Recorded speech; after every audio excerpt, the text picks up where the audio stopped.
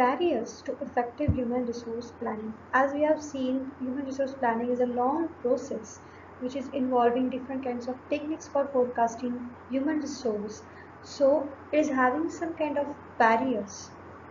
So number one barrier is the human resource planning process is time consuming process. As we have seen, it starts with the external environment scanning to the control and evaluation. So here we have to follow different steps. That first we have to scan the external environment, internal environment, then we have to forecast the demand, then we have to uh, forecast the supply, then we have to estimate the gaps between demand and supply, then we have to see whether there is a shortage or surplus of the human resource. Accordingly we have to develop different plans for taking the people or for reducing the people. So it's a very lengthy process, so it requires time to plan for human resource.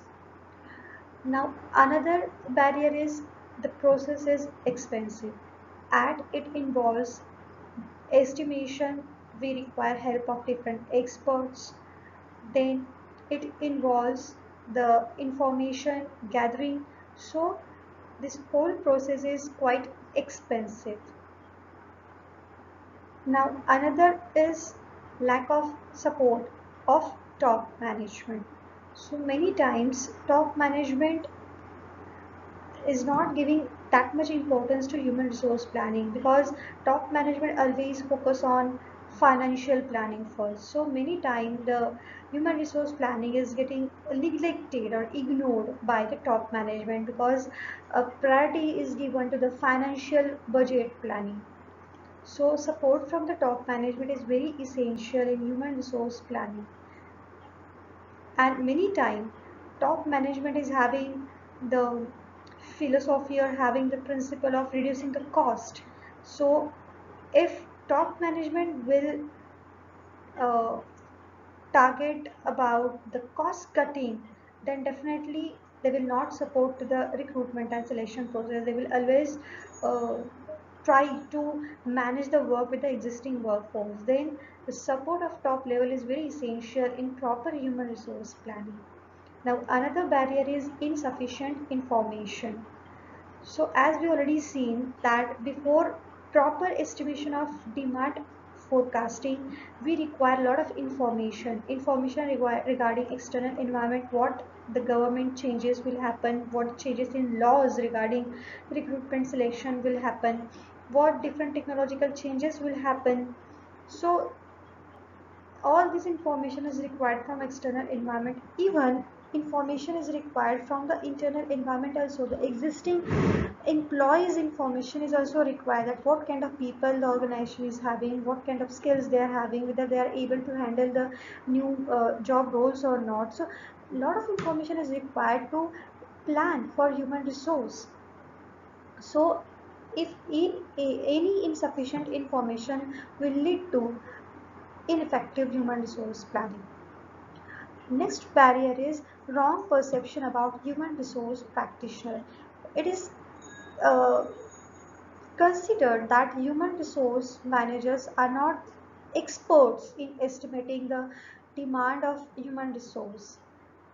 It is considered that human resource managers are more intelligent in managing the employee matters, but they are not uh, good enough in formulating the plans, because human resource plan have to be coordinated with other plans like marketing plan, financial plan, production plan. So it is considered that human resource managers are not that kind of experts which who can able to formulate the plan. Now the another barrier is probability of uncertainties. As we already seen, we are forecasting the human resource requirement for future, and future is always uncertain. Because of that, the whatever estimation of human resource will be done, it can be inaccurate if future will be somewhat different. Suppose we have planned for recruitment and selection for particular technological change, and in future some another technology will get arise and the whole planning process will get fail. So there is always probability of uncertainty because we are planning for future. Now another barrier is trade union.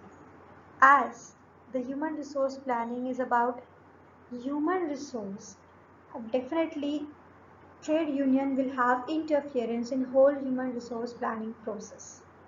Now another barrier is conflicts between short-term and long-term HR needs.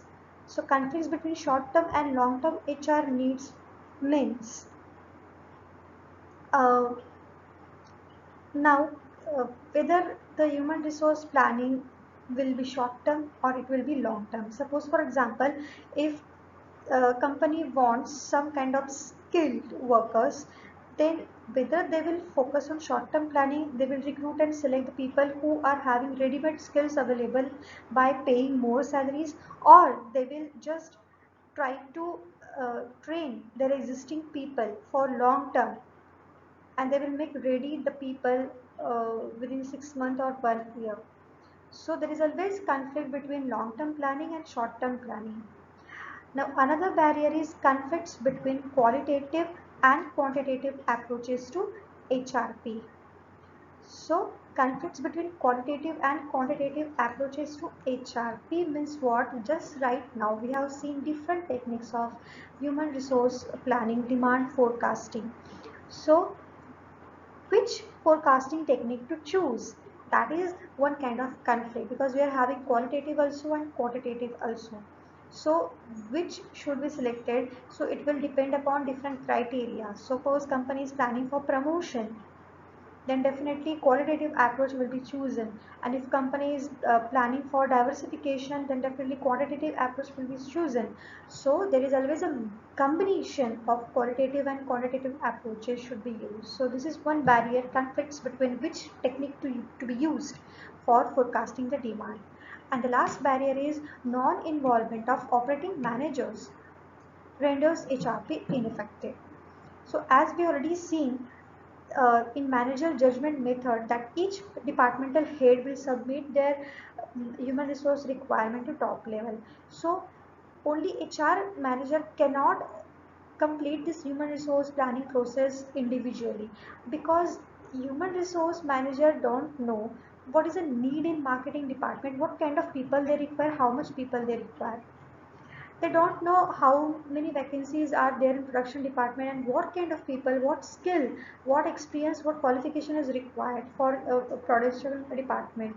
So it's a duty of each and every operating manager, marketing manager, production manager to coordinate with HR manager.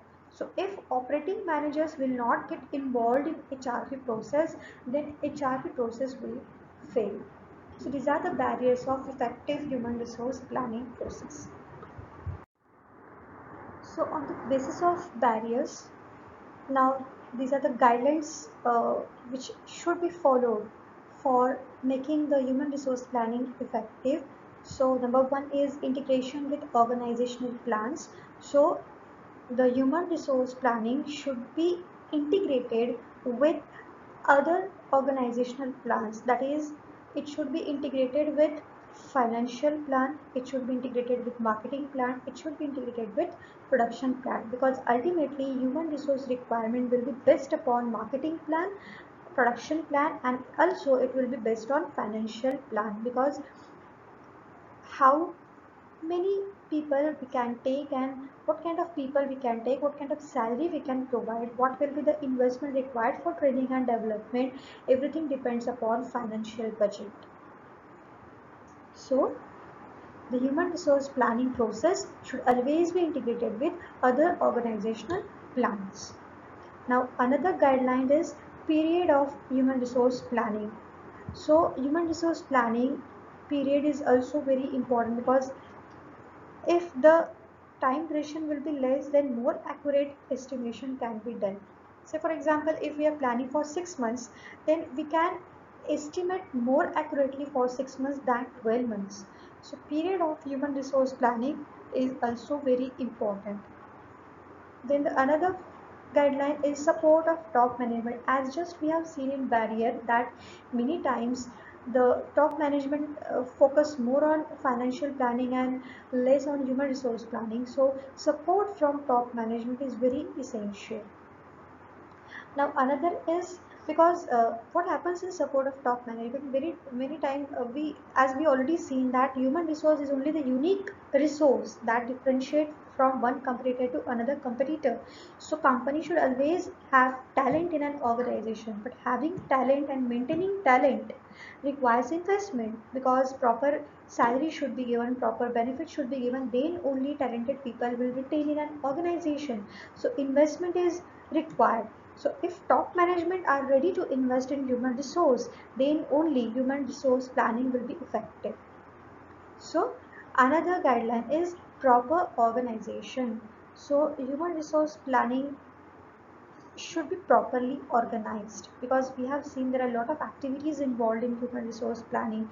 We have to scan the environment, we have to scan internal environment, external environment, that we have to demand and calculate this estimated figure, how many people and what kind of people are required. Then we have to access our existing staff, existing manpower. Then we have to find out the gap, then we have to formulate the plan, we have to implement the plan.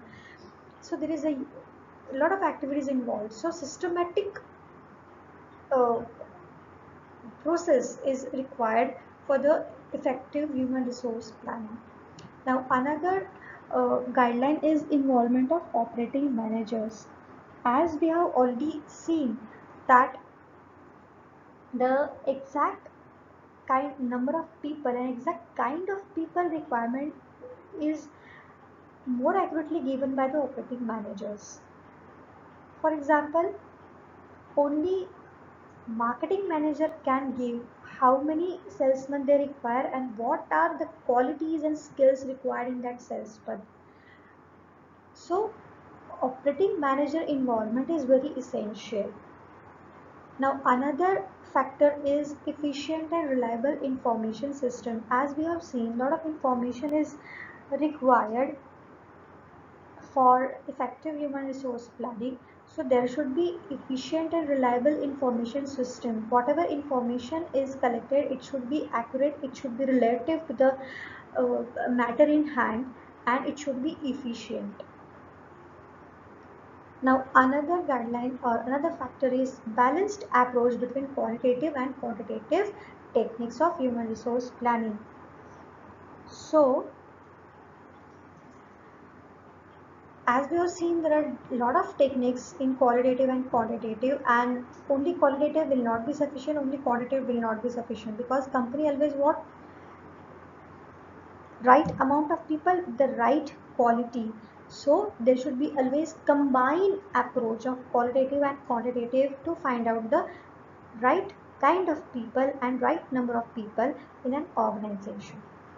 And the last and most important factor is availability of funds. So human resource planning involves investment, because if company want right kind of people, then they must be ready to pay more, because they can only retain talent when they will able to pay more.